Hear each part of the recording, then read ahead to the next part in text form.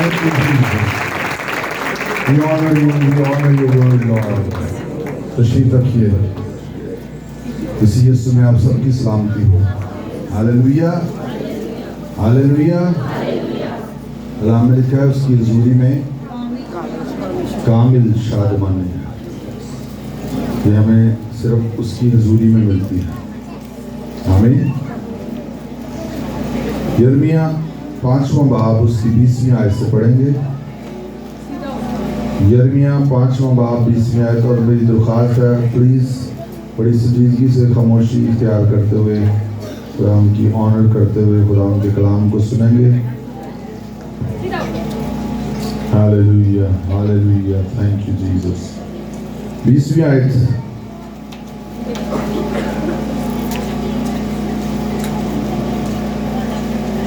लिखा है, याकूब के घराने में इस बात का इश्तिहार दो और यहूदा में इसकी बुनियादी करो और कहो, अब जरा सुनो ऐ नादान और बेअक्ल लोगों, जो आंखें रखते हो पर देखते नहीं, जो कान रखते हो पर सुनते नहीं। खुदावन फरमाता है, क्या तुम मुझसे नहीं डरते?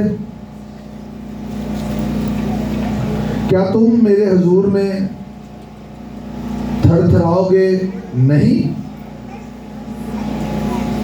जिसने रेत को समंदर की हद पर अब्दी हुक्म से कायम किया कि वह उससे आगे नहीं बढ़ सकता, और हर चंद उसकी लहरें उछलती हैं तो भी गालिब नहीं आती, और हर चंद शोर करती हैं तो भी उससे तजावुज नहीं कर सकती। खुदा के सलाम के वसीला से हमें बरकत दे। यहाँ खुदा यिर्मयाह के वसीला से ये बात कर रहा है कि इन लोगों से कहो, क्या तुम मुझसे नहीं डरते? क्या तुम मेरी प्रेजेंस में, मेरी हजूरी में थरथराओगे नहीं? और ये सवाल खुदा हमसे भी पूछता है। कौन कौन कहता है मैं खुदा से डरता हूं?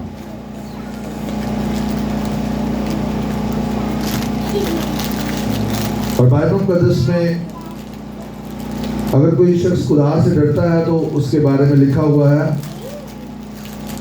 कि खुदावन के खौफ की वजह से लोग बदी से बाज रहते हैं। खुदावन के खौफ की वजह से लोग बदी से, ये इमसाल 16वां बाब और उसकी 6ठी आयत में लिखा हुआ है, शफकत और सच्चाई से बदी का कफारा होता है। क्या लिखा है जी? शफकत और सच्चाई से बदी का कफारा होता है। और लोग खुदावन के खौफ के सबब से बदी से बाज आते हैं। आमीन। क्यों लोग बदी से बाज आते हैं? खुदावन के खौफ की वजह से। जिसकी जिंदगी में खुदा का खौफ है, खुदा के खौफ का मतलब है उसकी इज्जत, डीप रेवरेंस। क्या? गहरी इज्जत, इंतहाई एहतराम, उससे खौफ ज़दा होने की वजह से नहीं, उसकी अजमत की वजह से। आमीन। टेरर की वजह से नहीं, वैल्यू की वजह से। हालेलुया। जैसे अगर यहां पर कोई बहुत बड़ी शख्सियत आ जाए, इस मुल्क का वजीर आजम आ जाए, सदर आ जाए, तो हम एहतरामन जो है वो अपनी सारी तवज्जो उसकी तरफ लगाएंगे। हो सकता है हम अपने कदमों पे खड़े भी हो जाएंगे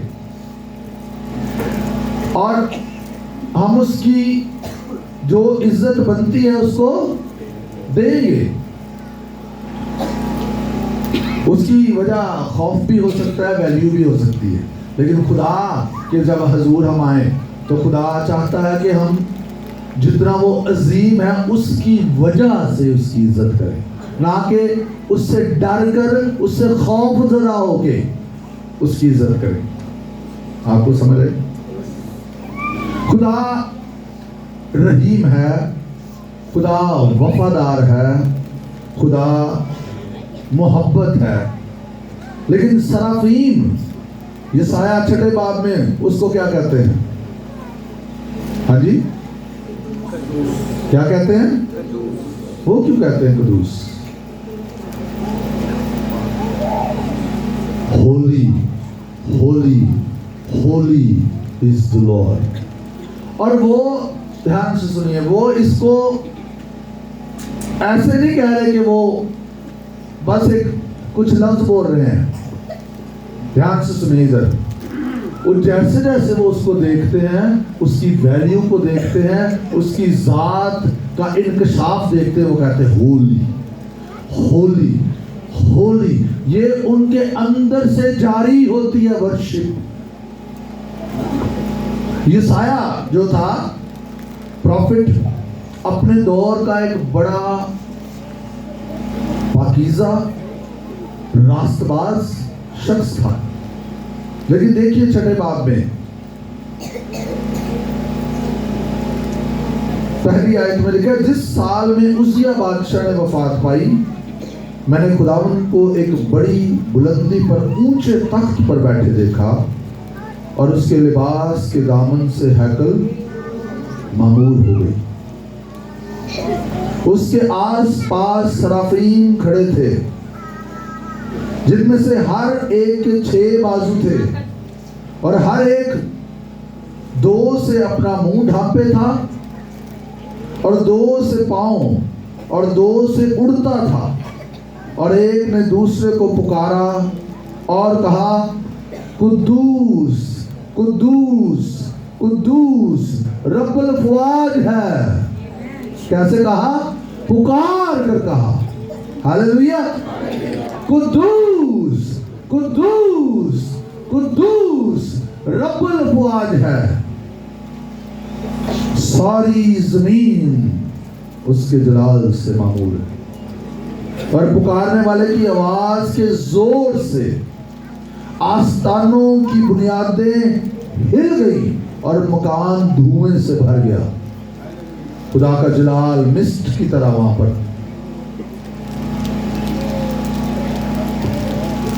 सुनिएगा ध्यान से, जहां पर खुदा को इज्जत दी जाएगी जो उसकी बनती है, वो आपकी जिंदगी है, वो आपका घर है, और वो हमारी कलीसिया है, वो जलाल से भर जाएगी। आप चाहते हैं आप जलाल से भरना, तो आज खुदा हमें इस तरफ उभार रहा है कि मेरी इज्जत को अपनी जिंदगी में बहाल करो। कहिए, मैं खुदा की इज्जत को बड़ी ताजीम से अपनी जिंदगी में बहाल करता हूं। तब मैं बोल उठा कि मुझ पर अफसोस, मैं तो बर्बाद हुआ, क्योंकि मेरे होंठ नापाक हैं, और निज लब लोगों में बसता हूं, क्योंकि मेरी आंखों ने बादशाह रब्बुल फ़वाद को देखा।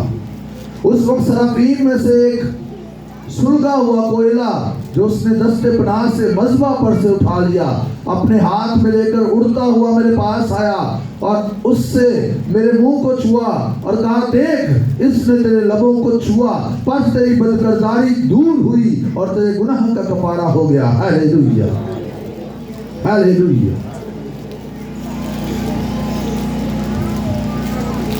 यसाया एक रास्तबाज शख्स है, नबी है, लेकिन जब खुदा का जलाल उस पर जाहिर होता है तो वो क्या कहता है? मुझ पर अफसोस, मैं तो बर्बाद हुआ, क्योंकि मेरे होंठ नापाक हैं। खुदा की पाकीज़गी के सामने वो अपने आप को कुछ भी नहीं समझ पा रहा इस वक्त। वो कहता मेरे तो होंठ ना पाक है।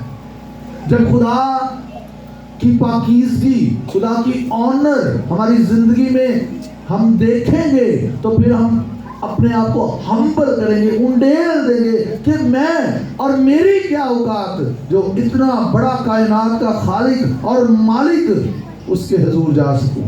फिर शुक्रगुजारी से हमारे दिल भर जाएंगे। फिर किसी को कहना नहीं पड़ेगा अपने होंठों को शुक्रगुजारी के लिए खोले। यूहन्ना जो यीशु मसीह का सबसे करीबी शागिर्द था, जिसको मोहब्बत का रसूल भी कहा जाता है, और उसको पता था कि मैं खुदा मुझसे प्यार करता है। वो अपनी इंजील में ये कहता है, वो शागिर्द जो उससे अजीज था, उसको पता था लव का, कि I am loved by him. आमीन। इसलिए वो लिखता है। ये दूसरे भी शागिर्द थे, जो जब वो ये लिखता है तो उसकी राइटिंग्स में से हमें नजर भी आता है। आमीन। खुदावंद के सबसे करीब जमीन पे जो शख्स था शागिर्दों में से, वो कौन था? यूहन्ना। मुकाशफा पहला बाब,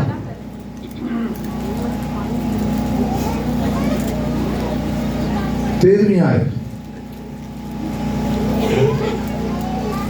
बल्कि 12वीं आयत में से पढ़ूंगा। लिखा है, मैंने उस आवाज देने वाले को देखने के लिए मुंह फेरा जिसने मुझसे कहा था, और फिर कर सोने के साथ चिरागदान देखे, और उन चिरागदानों के बीच में आदमजाद सा एक शख्स देखा, जो पांव तक का जामा पहने और सोने का सीने पर बांधे हुए था।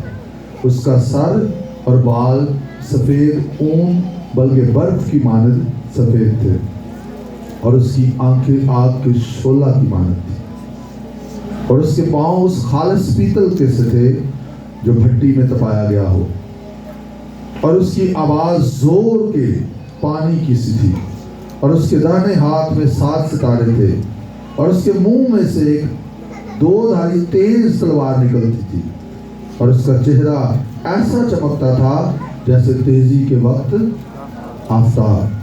जब मैंने उसे देखा तो उसके पांव में मुर्दा सा गिर पड़ा। ये हालत होती है यीशु का सबसे करीबी शख्स, लेकिन जब वो उसका जलाल देखता है तो क्या लिखा है? उसके पांव में मुर्दा सा गिर पड़ा।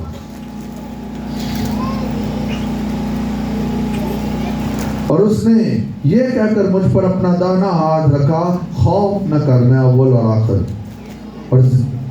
और जिंदा हूँ। मैं मर गया था, देख अब्दुल्लाबाद जिंदा रहूंगा। मौत और आग निर्वाह की कुंजियां मेरे पास है। हालेलुया।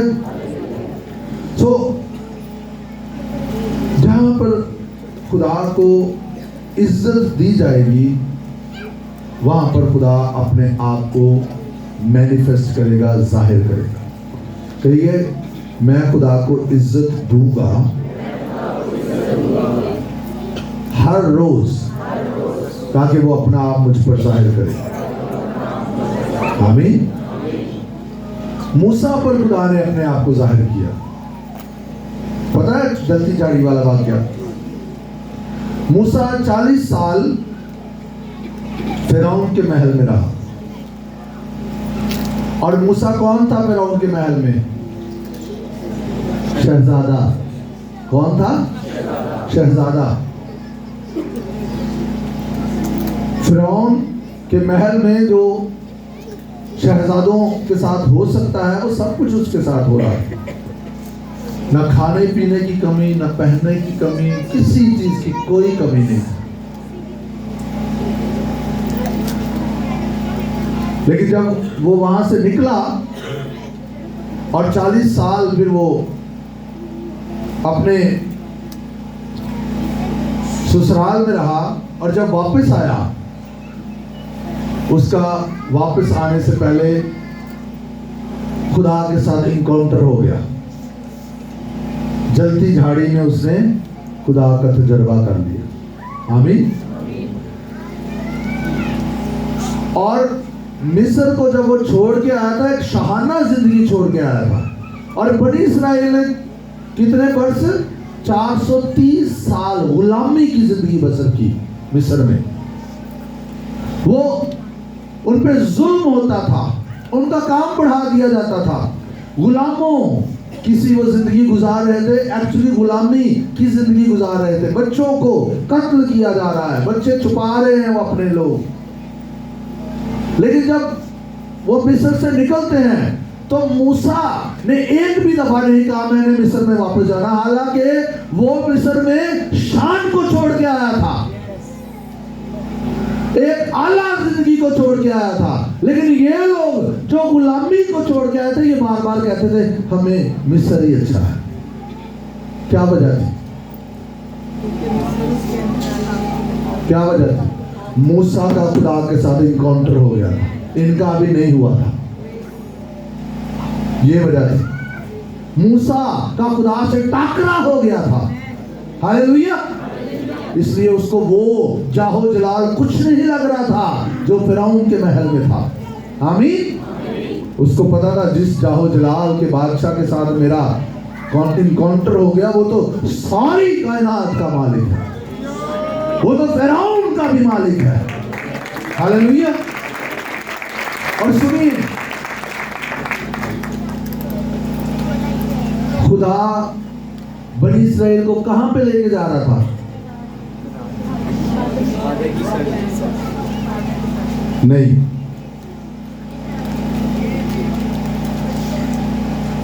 खुदा बनी इस्राएल को अपने पास बुला रहा था, मेरे लोगों को जाने दे ताकि मेरी वर्शिप करें।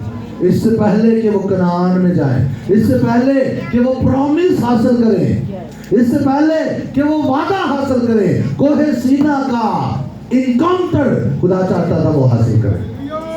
इससे पहले कि चीजें आप मांगे, खुदा चाहता, खुदा उनको अपने लिए बुला रहा था।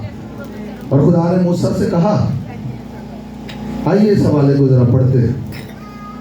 खरूज 19वां बाब, खरूज की किताब 19वां बाब।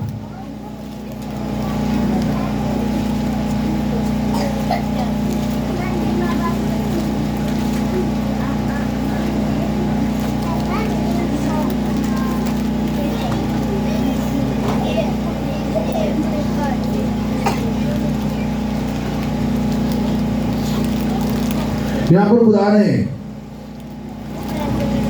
बनी इस्राएल को कहा अपने आप को पाक करो।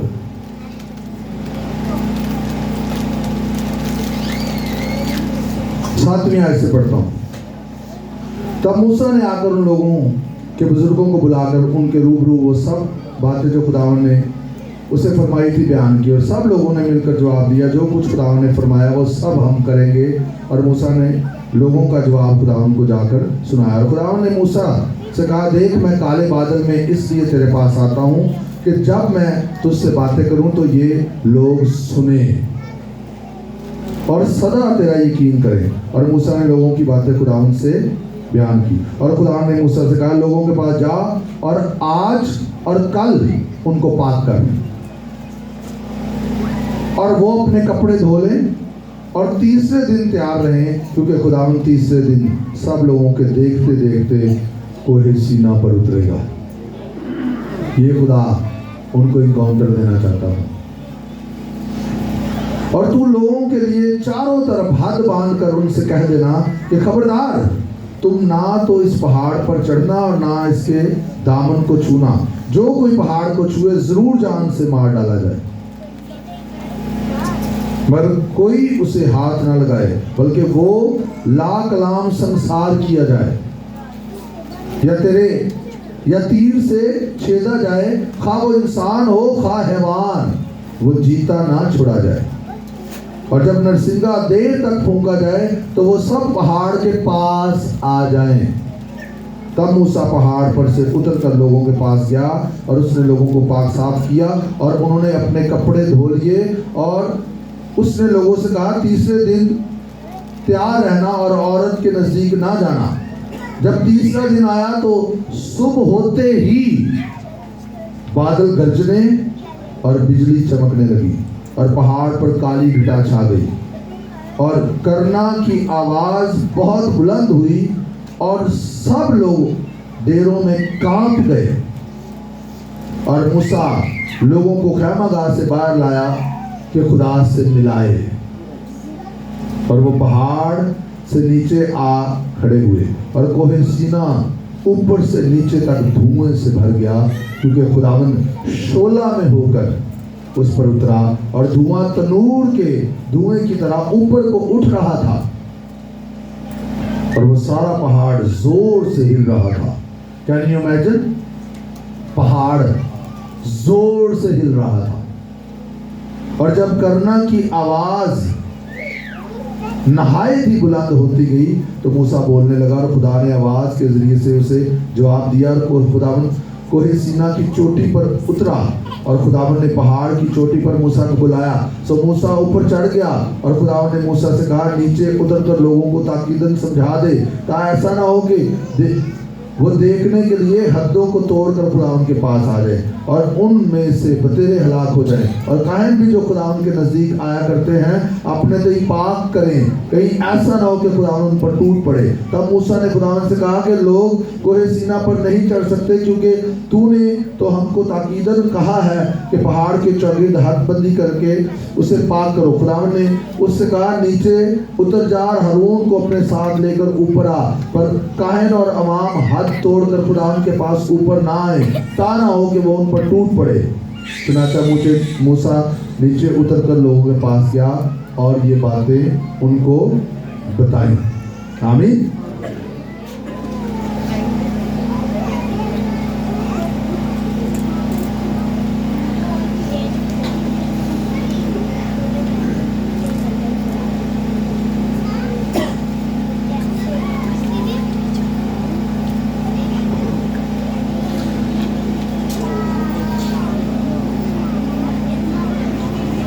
तो खुदा ने बनी इस्राएल को मुल्क मिस्र से निकाला और खुदा चाहता था इससे पहले कि वो वादा की सरजमीन में दाखिल हो, वो खुदा से मुलाकात करे। लेकिन बनी इस्राएलियों ने मूसा से कहा कि तू ही हमसे बातें किया कर, खुदा हमसे बातें ना कर। और आज भी बहुत सारे लोगों की ये हालत है। लेकिन खुदा चाहता था वो अपने आप को उन पर जाहिर करे ताकि वो खुदा के होली फियर की वजह से उसकी इज्जत करें।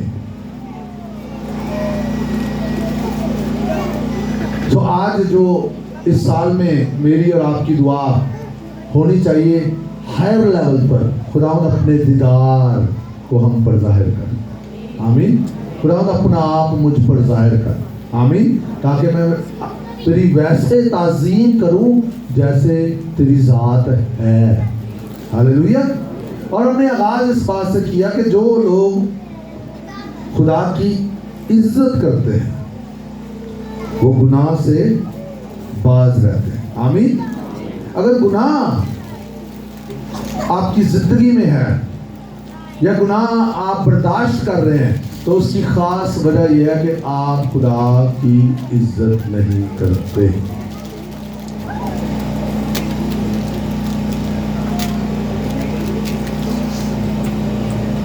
खुदा ने आदम और हवा को कहा कि बाग के बीच में जो दरख्त है नेको बद की पहचान का दरख्त, इसमें से कुछ ना खा, जिस रोज तूने खाया तू। लेकिन क्या किया उन्होंने उस फल को खा लिया। खुदा ये चाहता था वो खुदा पे ट्रस्ट करें कि जो उनके लिए अच्छा है और जो बुरा है वो उसको पता है।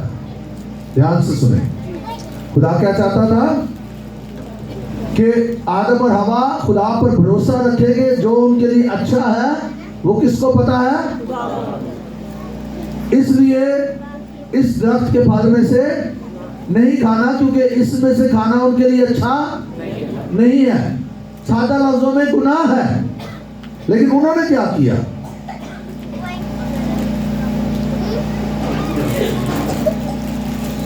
पैदाइश तीसरे बाब की 6 आयत में लिखा है, सुनिएगा। औरत ने जो देखा कि वो दरख्त खाने के लिए अच्छा और आंखों को खुशनुमा मालूम होता है, अकल बख्शने के लिए खूब है।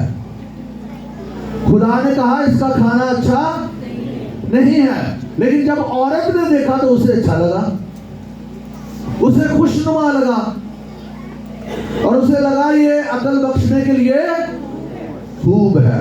यहां पर उसने क्या मिस किया? खुदा ने जिसको गुनाह कहा उसने उसको अच्छा कहा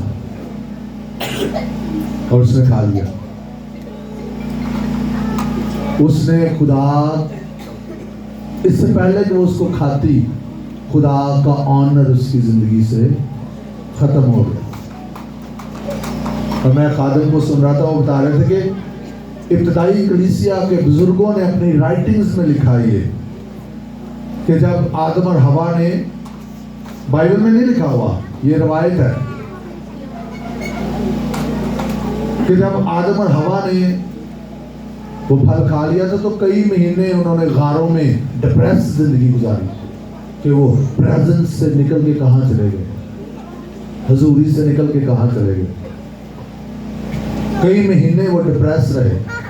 मैं सोच रहा था कैसे आज भी खुदा रहे, इस कदर जलाल था इब्तदाई कलीसिया में कि खुदा गहरी गहरी भेद की बातें उन पर जाहिर करता था।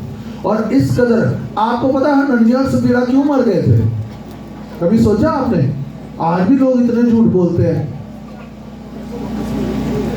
तो वो क्यों मर गए थे? क्योंकि वहां खुदा की ग्लोरी, खुदा का जलाल, खुदा की प्रेजेंस बड़ी थिक थी। आज जब खुदा की इज्जत नहीं ना की जाती, खुदा जान के अपने आप को पीछे कर लेता कहीं मर ना जाए। मैं आपको सही कह रहा हूं।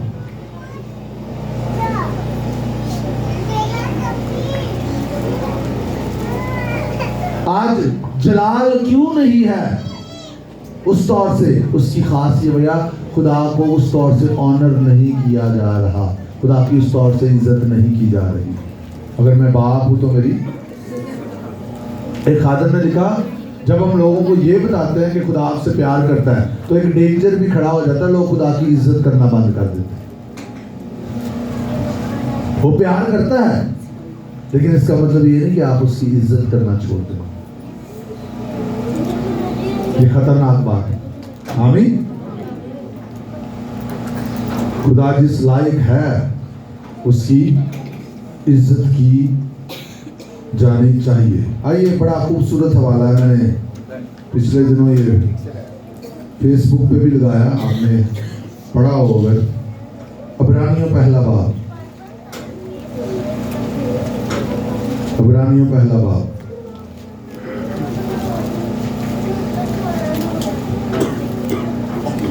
नौवीं आयत, यीशु मसीह के बारे में लिखा हुआ है। लिखा, तूने रास्तबाजी से मोहब्बत और बदकारी से अदावत रखी। किसके बारे में लिखा है? किसके बारे में लिखा जी? तूने रास्तबाजी से, कौन कौन रास्तबाजी से मोहब्बत रखता है? ऊपर हाथ करे, जरा हलाएं, नीचे कर ले।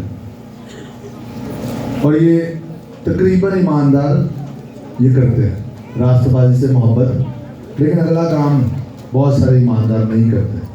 वो क्या है? बदकारी से नफरत, अंग्रेजी में हेट लफ्ज। यीशु मसीह ने रास्तबाजी से भी मोहब्बत की और बदकारी से नफरत की। और जहां गुनाह से नफरत नहीं की जा रही, उसकी वजह खुदा के खौफ की कमी है। जहां गुनाह को टॉलरेट किया जा रहा है, बर्दाश्त किया जा रहा है, उसकी वजह खुदा की इज्जत नहीं है, और कोई वजह नहीं है। ये बाजी को उठा दे जो आपके साथ पीछे चेयर पे बैठी है।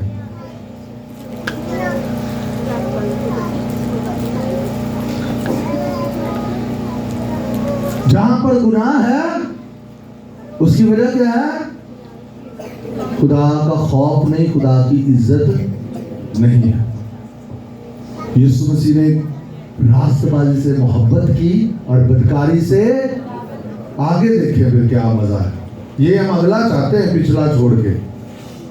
लिखा इसी सबब से, हालेलुया, खुदा यानी तेरे खुदा ने खुशी के तेल से तेरे साथियों की बनिस्बत तुझे ज्यादा मसा किया। बजाइए यीशु के जलाल के लिए बोल रहा है। हम चाहते हैं कि गुनाह भी करते रहें और हमें मसा भी किया जाए, गुनाह भी करते रहें और तेल भी मला जाए। नो। और आज क्या है, वेस्ट में क्या हो रहा है, इधर भी हो रहा है। ज़बूर पहला निकाले,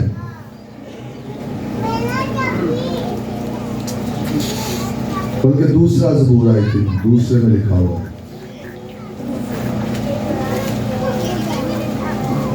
सुने,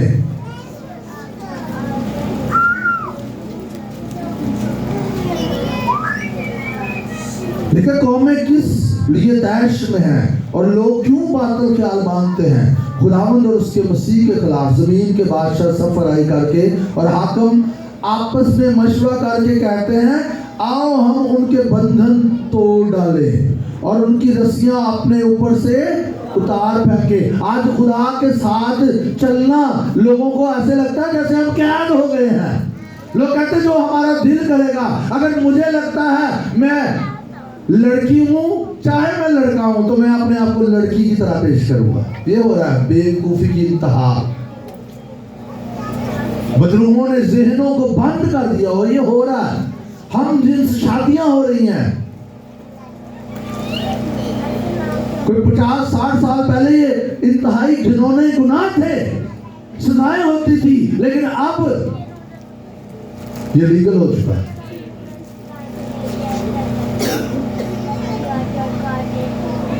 गुनाह को इब्लीस बड़ा लाइट करके आपके सामने पेश कर देता है। वो नहीं कोई फर्क ही नहीं पड़ता। और वो क्या कह रहे हैं, आओ हम उनके बंधन तोड़ डालें और उनकी रस्सियां अपने ऊपर से उतार फेंके। वो लॉलेसनेस, गुनाह से नफरत नहीं कर रहे लोग। देखिए खुदा जो है वो इस बात को समझ ले, इस पे बड़ा काम करते रहने की जरूरत है। मुसलसल हर रोज खुदा गुनाह से नफरत करता है, गुनहगार से नहीं करता। ऐसे जो लोग गुनाह में गिरे हुए हैं, हमने उनसे नफरत नहीं करनी, उस गुनाह से नफरत करनी है जो उनको बर्बाद कर रहा है, जिसके लिए वो अपने आप को हवाले कर रहे हैं। लोगों से नफरत करने के लिए हमें कहीं नहीं कहा गया, आमीन।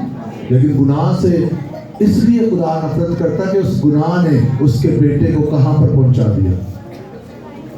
उसके हाथों और पैरों में कील ठोके गए, उसका खून बहाया गया। खुदा गुनाह से नफरत करता है और खुदा के लोग भी गुनाह से नफरत करेंगे। और आगे क्या लिखा है, वो जो आसमान पर तख्त नशीन है हंसेगा।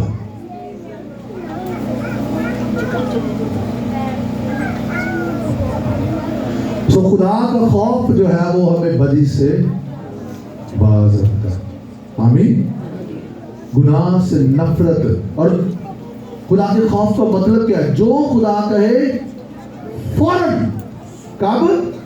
ये नहीं कि अच्छा मैं जरा नहीं फौरन करना है। खुदा ने इब्राहिम से कहा, इब्राहिम अपने बेटे इसहाक को कुर्बान कर दे। कोई सवाल किया इब्राहिम ने? सुबह सवेरे वो उठ खड़ा हुआ और इसहाक को साथ लिया। तकरीबन 13 साल का था इसहाक, छोटा सा बच्चा नहीं था। साथ लिया और ले गया। और फिर खुदा ने इब्राहिम को क्या कहा, मेरा दोस्त।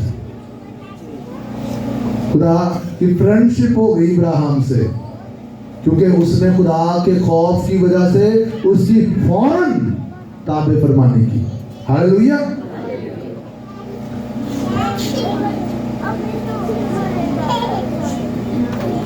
और जो खुदा के दोस्त बन जाते हैं, खुदा अपने सीक्रेट्स उनको बताता है। आप खुदा के सीक्रेट जानना चाहते हैं? कौन कौन जानना चाहता है? तो फिर फ्रेंडशिप करें उसके साथ। और फ्रेंडशिप का तरीका क्या है? उसका खौफ माने, उसकी इज्जत करें, और जब जो वो कहे कब अमल करें, फौरन। इब्राहिम को समझ नहीं आ रही थी, समझ नहीं भी आ रही, फिर भी अमल करें। आमीन। आपको समझ नहीं आ रही, खुदा ने कहा बस कर दे। आमीन। जरूरी है आपको समझ आए, जब आप करेंगे आ जाएगी समझ। आपको दुख भी पहुंच रहा हो फिर भी करें। यीशु मसीह ने कहा बाप मेरी नहीं बल्कि किया अमल, तो लिखा खुदा ने भी उनसे बहुत सर बुलंद किया। आपको कोई फायदा नहीं, नुकसान नजर आ रहा, फिर भी करें।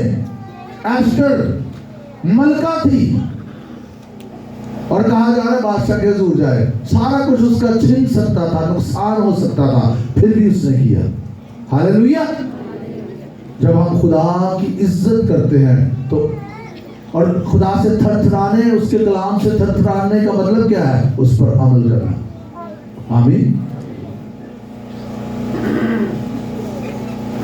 कई दफा खुदा मुसलसल कई बातें हमें कहता रहता है, और खुदा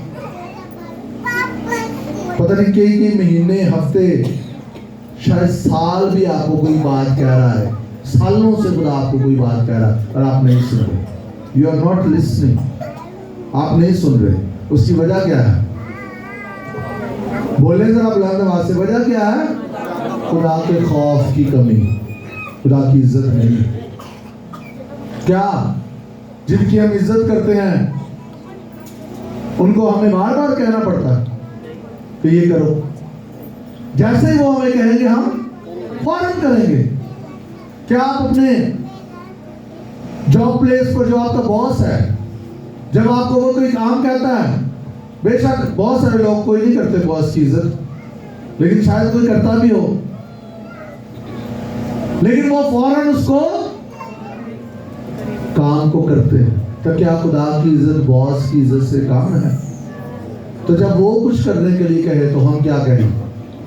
अभी मेरा दिल नहीं कर रहा, अभी मैं बहुत परेशान हूं, अभी मैं ये नहीं कर सकता, अभी मैं ये नहीं कर सकती। उसकी वजह कोई और नहीं है, आप खुदा से नहीं डरते। और अगर आप खुदा से नहीं डरते तो खुदा अपने राज आप पर नहीं खोलेगा। खुदा ने सदूम और अमूरा को बर्बाद करना था, तो खुदा ने किससे बात की? क्यों? क्योंकि वो उसका, उसने कहा मैंने इसको बर्बाद कर देना। इब्राहिम ने कहा अगर खुदा 50 हो तो फिर भी तो कर देगा। खुदा ने कहा चलो छोड़ दूंगा। देखिए बात हो रही है। उसने कहा खुदा मुझे माफ करना, अगर 45 हो खुदा ने कहा छोड़ दूंगा, अगर 40 हो खुदा ने कहा छोड़ दूंगा, 30 हो खुदा ने कहा छोड़ दूंगा, 20 हो खुदा ने कहा छोड़ दूंगा, 10 हो खुदा ने कहा छोड़ दूंगा, और 10 में नीचे है। देखें किस कदर क्लोज। अच्छा, वहां पर एक और शख्स था सदोम और अमूरा में। क्या वो रास्तबाज था कि नहीं था? और उसके शहर में आग नाज़िल होनी, उन्होंने नहीं पता चलन लिया, क्योंकि वो भी खुदा से डरता नहीं था। रास्तबाज था, आज भी रास्तबाज हैं, लेकिन रास्तबाज और दोस्त दो फर्क लोग हैं। चर्च में रास्तबाज भी हैं, खुदा दोस्त ढूंढ रहा है। हालेलुया। दोस्तों पर वो अपने भेदों को खोलेगा। आमीन। और दोस्त हम बन सकते हैं अगर हम उससे डरें, अगर हम उसकी इज्जत करें। हालेलुया। खुदा आज हमें अपनी इज्जत के लिए बुला रहा है। फिर से मेरे घर में मेरी इज्जत बहाल हो। हालेलुया।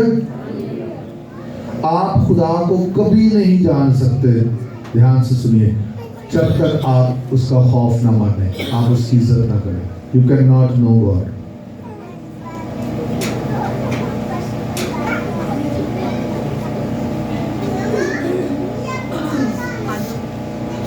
इंसानों का खौफ जो है वो आपके अंदर समझौते लेके आता है, लेकिन खुदा का खौफ आपके अंदर आजादी लेके आता है।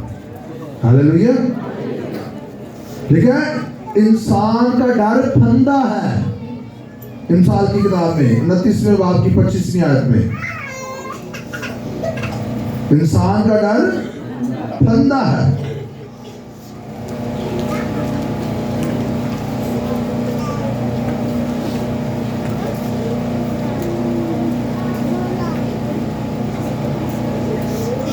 खुदा का खौफ फीलिंग से, एहसास से, जज्बात से साबित नहीं होगा, ओबीडियंस से साबित होगा। आमीन। इस्तिस्ना 10वां बाब 12वीं और 13वीं आयत। इस्तिस्ना 10वां बाब 12वीं और 13वीं आयत।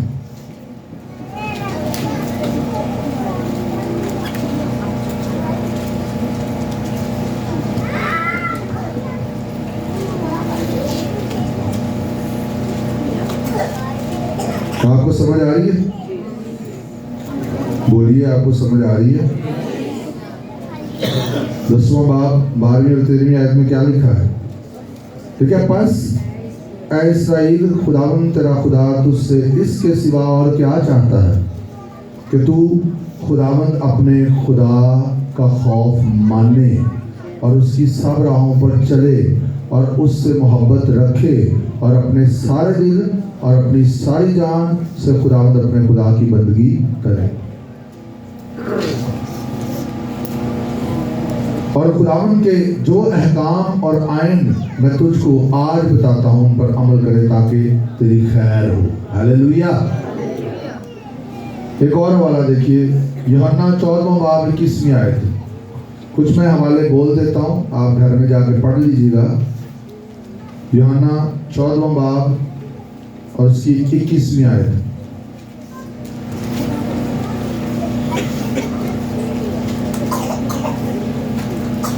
लिखा है, जिसके पास मेरे हुक्म हैं और वो उन पर अमल करता है वही मुझसे मोहब्बत रखता है, और जो मुझसे मोहब्बत रखता है वो मेरे बाप का प्यारा होगा। आगे देखें, और मैं उससे मोहब्बत रखूंगा और अपने आप को उस पर जाहिर करूंगा। हालेलुया। आप चाहते हैं खुदा आप पर अपने आप को जाहिर करे, तो फिर क्या करना है? उसके हुक्मों पर अमल करना। सादा सी बात है। शमूएल की पहली किताब 15वां बाब और उसकी 22वीं आयत, ये बड़ी मशहूर आयत है। शमूएल की पहली किताब 15वां बाब और उसकी 22वीं आयत। क्या लिखा है यहाँ पर? लिखा है, शमूएल ने कहा, क्या खुदावंद सौख्ती कुर्बानी और ज़बीहों से इतना ही खुश होता है जितना इस बात से कि खुदावंद का हुक्म माना जाए। देख, फरमाबरदारी कुर्बानी से और बात मानना मेंढों की चर्बी से बेहतर है। आमीन। वाइस 12वां बाब और 13वीं आयत। याद रखें, जुज़वी फरमाबरदारी नाफरमानी है। Partial obedience is still disobedience.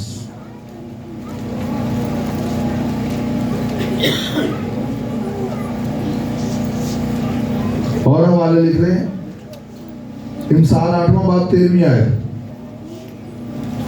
यहां पर लिखा है, the fear of the Lord is to hate evil. खुदा का खौफ बदी से नफरत करना है। दूसरा ग्रंथियों 7वां बाब पहली आयत। अब्रानियों 12वां बाब 14वीं आयत। ज़बूर 97 और उसकी 10वीं आयत। और ज़बूर 25 और उसकी 14वीं आयत। ये देख लेते हैं जो सीक्रेट के लिए लिखा हुआ है, ताकि आपके पास ये हवाला हो। देखा, खुदावंद के राज को वही जानते हैं जो उससे डरते हैं, वो अपना अहद उनको बताएगा। हालेलुया। ज़बूर 33 उसकी 18वीं आयत। मलाकी 3 बाब 16वीं आयत। यूहन्ना 15वां बाब 14वीं और 15वीं आयत। बहुत सारे लोग खुदा से वादे तो चाहते हैं लेकिन उसकी ऑनर नहीं करते।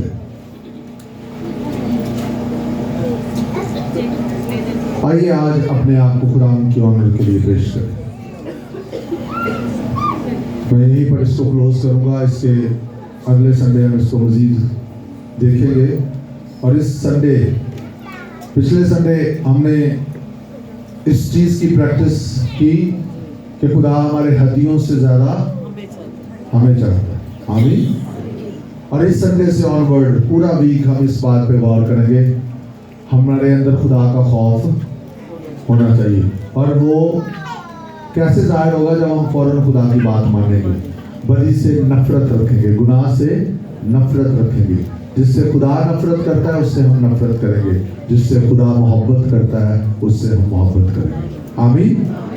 आइए अपनी आंखों को बंद करें, अपने सरों को बड़ी ताज़ीम से खुदा उनके हुज़ूर झुकाइए।